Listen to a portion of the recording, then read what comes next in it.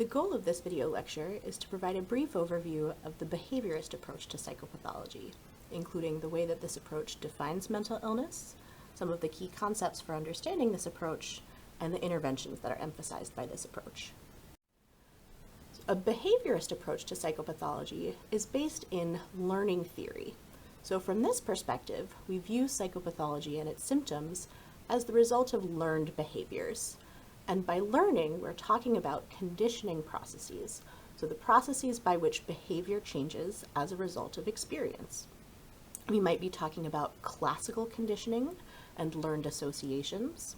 We might be talking about operant conditioning, so conditioning that increases or decreases the likelihood of a behavioral response as a result of the consequences that follow that behavior. And we might also be bringing in social learning theories, so ways of thinking about learning experience that might be related to observational learning or learning in our social environment that don't necessarily refer to conditioning that an individual has experienced directly. So one important concept to review is classical conditioning. So classical conditioning is the process by which an association forms between two stimuli as a result of repeated pairings.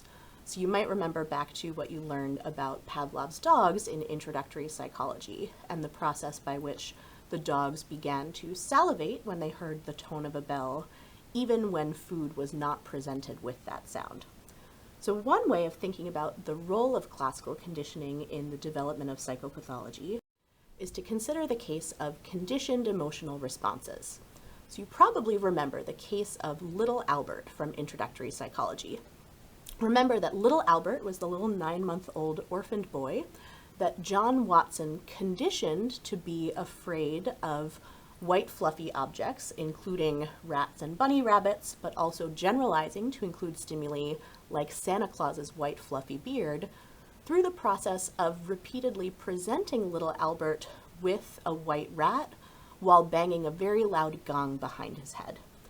So if we think about the process of classical conditioning, we can explain why little Albert developed this conditioned emotional response.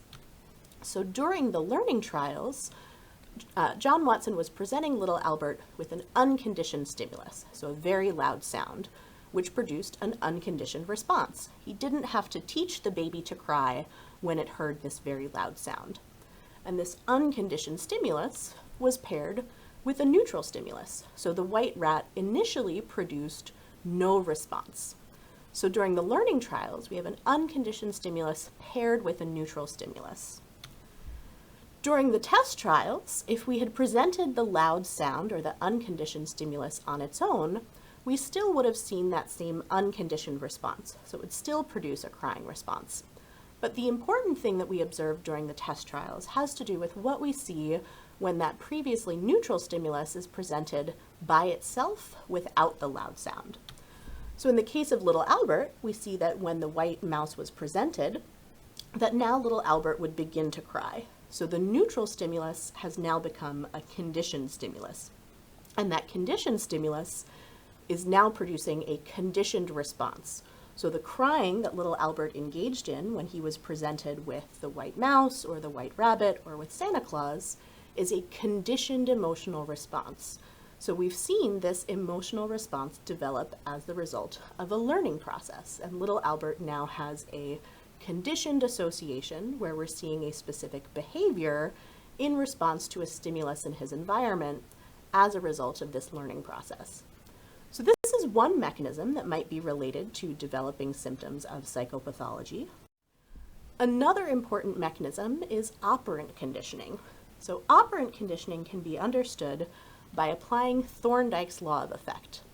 Thorndike's law of effect is very simple. It says that behaviors that are followed by favorable consequences become more likely, and behaviors that are followed by unfavorable consequences become less likely. So we define the consequences of a behavior in terms of the effect that they have on that behavior. So reinforcement is a consequence that makes behavior more likely. In contrast, punishment is a consequence that makes behavior less likely. So one way that we can think about this is in terms of a grid, and we can define our reinforcers and punishers on the basis of whether we are adding something or taking something away, and whether the thing that we're adding or taking away is an appetitive or a positive stimulus, something that people tend to like, or an aversive stimulus, something that people tend to dislike. So if we are interested in increasing the frequency of a behavior, we could either add something that people like. For example, I could give you a piece of candy, or we could take away an aversive stimulus. So for example, if a very loud car alarm was going off and this was a very aversive loud sound, the behavior of turning off that car alarm would be reinforced because that would make that aversive stimulus go away. So adding an appetitive stimulus or taking away an aversive stimulus are both examples of reinforcement because they increase the frequency of a behavior. So positive reinforcement is adding something good. It's positive because we are adding. And negative reinforcement means we are taking something away, but it's still reinforcement because that behavior is going to increase in frequency. In contrast, punishment is defined by its effect on behavior that it reduces the frequency of behavior. We can reduce the frequency of behavior by taking away an appetitive stimulus, so taking away something that people like.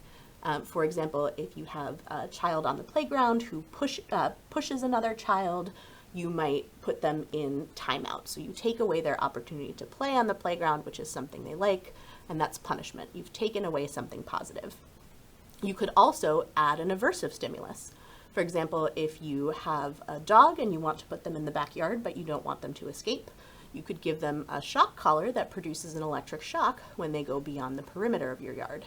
So that electric shock would be adding an aversive stimulus, and that would be punishment. That would decrease the frequency of the behavior of the dog leaving the yard. So these are different ways of defining and thinking about the consequences of behavior that are related to the frequency with which those behaviors will be observed.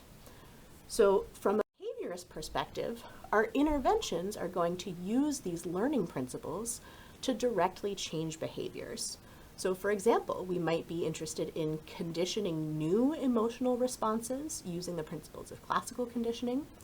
We might be interested in extinguishing problematic conditioned responses or associations that a person has already developed.